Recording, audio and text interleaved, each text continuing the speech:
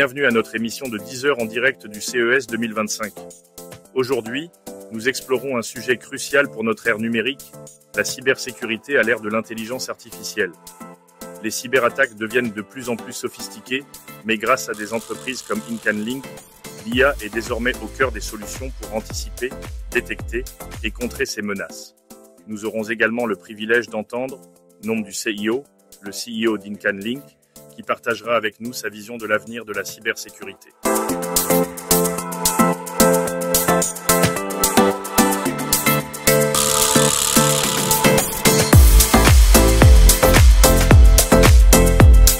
Au CES, InCanLink fait sensation avec des solutions innovantes qui réinventent la cybersécurité.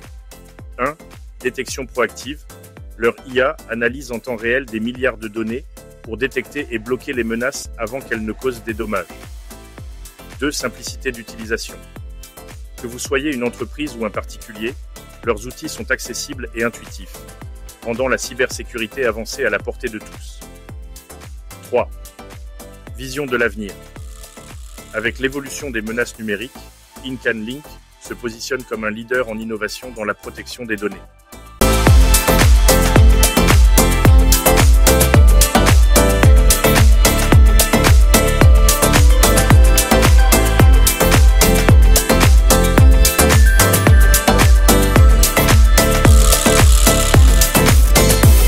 Pour mieux comprendre l'impact et les ambitions d'InCanLink, écoutons maintenant Nicolas qui nous partage sa vision de l'avenir de la cybersécurité et le rôle essentiel de l'intelligence artificielle dans ce domaine.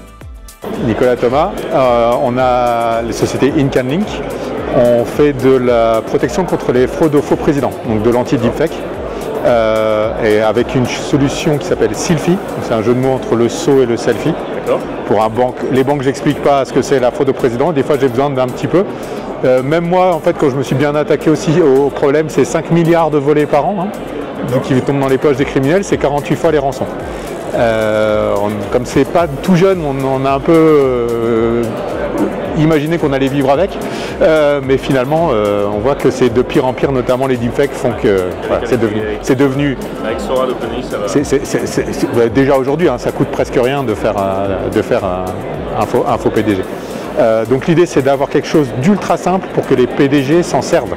Parce que c'est des gens qui savent prendre des risques, il ne faut pas les embêter. La cyber, même moi qui suis très tech, je suis ingénieur, j'ai fait le code. Si je dois démarrer un VPN 3 facteurs dans le taxi entre 2 rendez-vous, je vais dire que ça ne va pas. D'accord. Voilà.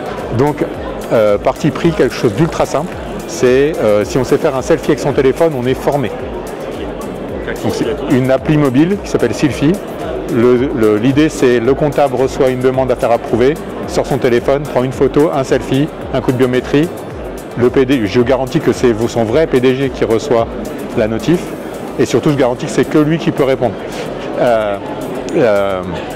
Pareil, il voit 2 photos, 90% du temps tout va bien. J'approuve, un selfie, un coup de biométrie. Et donc j'ai des traces.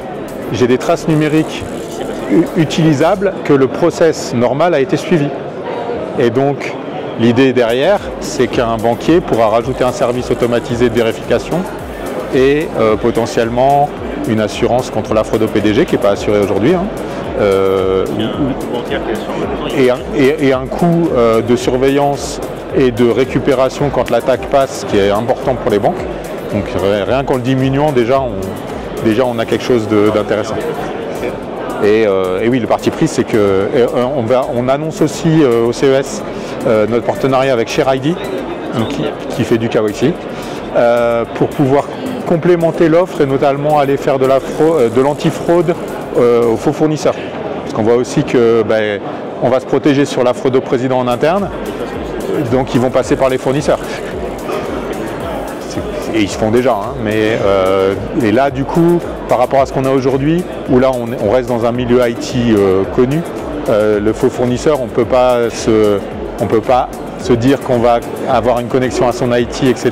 Donc il me fallait quelque chose de plus ouvert, une solution de KYC, on a tout fait pour être extrêmement modulaire, parce qu'on vient valider des process. Donc tout a été prévu pour qu'on puisse adapter au process existant et pas réinventer la roue. Ok, c'est C'est ça l'idée. Merci pour ton temps.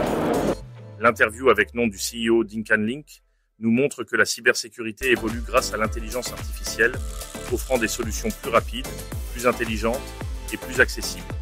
Et vous, comment vous protégez-vous des menaces numériques? Partagez vos idées en commentaire. Restez connectés. À 12h, nous couvrirons une grande annonce du CES 2025. À tout de suite.